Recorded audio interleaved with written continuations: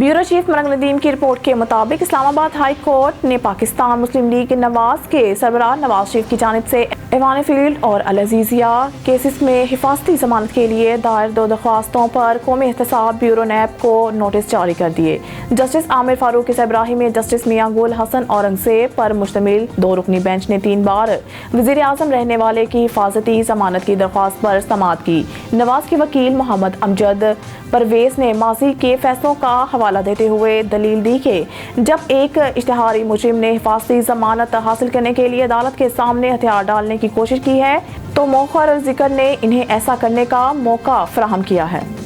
Bureau chief Malak Nadeem की report के मुताबिक इंटर सर्विसेज पब्लिक रिलेशंस ने एक बयान में कहा है कि पाकिस्तान में बुध को अबाबील वेपन सिस्टम का कामयाब फ्लाइट टेस्ट किया। रेडियो पाकिस्तान ने रिपोर्ट किया है कि chairman joint chief of staff committee general Sahir Shamshad Mirza और स्ट्रेटेजिक प्लान्स डिवीज़न और स्ट्रेटेजिक फोर्सेस कमांडर के सीनियर अफसरान स्ट्रेटेजिक इदारों के साइंसदानों और इंजीनियर्स ने लॉन्च का मुशाहिदा किया। ESPR ने कहा है कि आजमाइशी परवाज का मकसद हथियारों के निज़ाम के मुख्तलिफ ज़ैली निज़ामों के मुख्तलिफ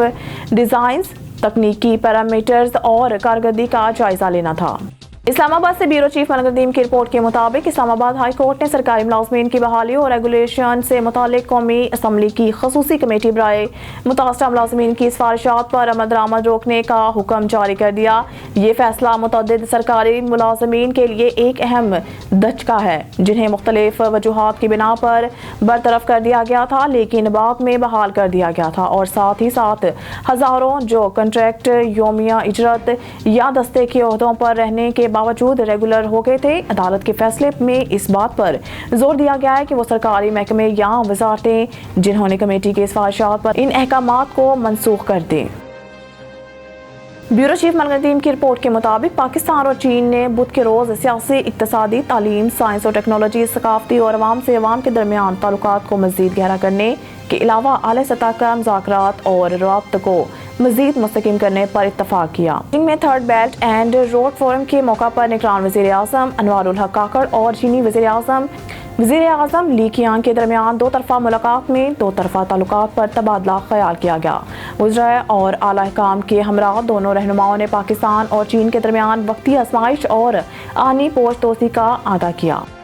ब्यूरो चीफ मलक नदीम की रिपोर्ट के मुताबिक city police officer Syed Khalid Hamdani की ज़ेर सदारत पुलिस लाइन्स हेडक्वार्टर्स में meeting SSP operations Faisal Saleem, divisional SPs, STPOs समेत दीगर अफसरान की शिरकत। मीटिंग में नार्कोटिक्स इन्वेस्टिगेशन यूनिट के इंचार्जेस और तफ्तीशी अफसरान की भी शिरकत। CPO सैयद खालिद हमदानी ने फर्दन तफ्तीशी अफसरान की कारकर्दगी का जायजा लिया और अफसरान को हदायत दी। वज़ीर आला पंजाब की हिदायत पर मंशियात फरोशों के खिलाफ क्रैकडाउन में अब तक 820 मुल्ज़िमान को गिरफ्तार किया गया है।